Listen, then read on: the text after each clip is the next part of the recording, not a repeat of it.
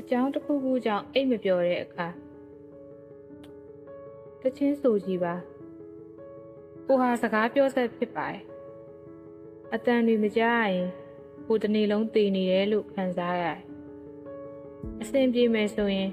နှလုံးတစ်လုံးကိုလည်းပေးပါမယ်စကားပြောဆက်မှလည်းဝမ်းနဲ့တက်တဲ့စိတ်ရှိတယ်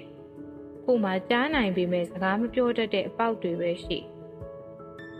ခဏပေါက်တဲ့ကိစ္စကနေအိမ်မက်မက်တဲ့အကြောင်းထိစိတ်ကြိုက်ပြောလို့ရပါတယ်မင်းပြောတော့ခရစ်စမတ်ဆိုတာလူရှင်တွေရဲ့ထဲရိုက်ဖို့ကောင်းတဲ့ရာသီပဲ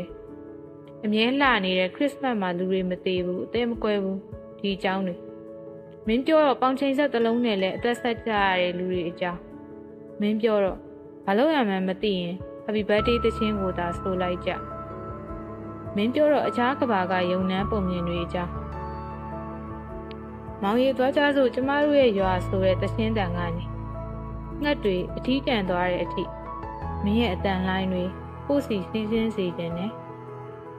လူသူမဲ့စကြဝဠာစီဟိုတယ်ပို့ပေးမယ်တိုးတိတ်စွာတိတ်ဆိတ်စွာစနစ်တကျမင်းရဲ့မကြေနပ်ချက်တွေတီးတိုးတန်တွေ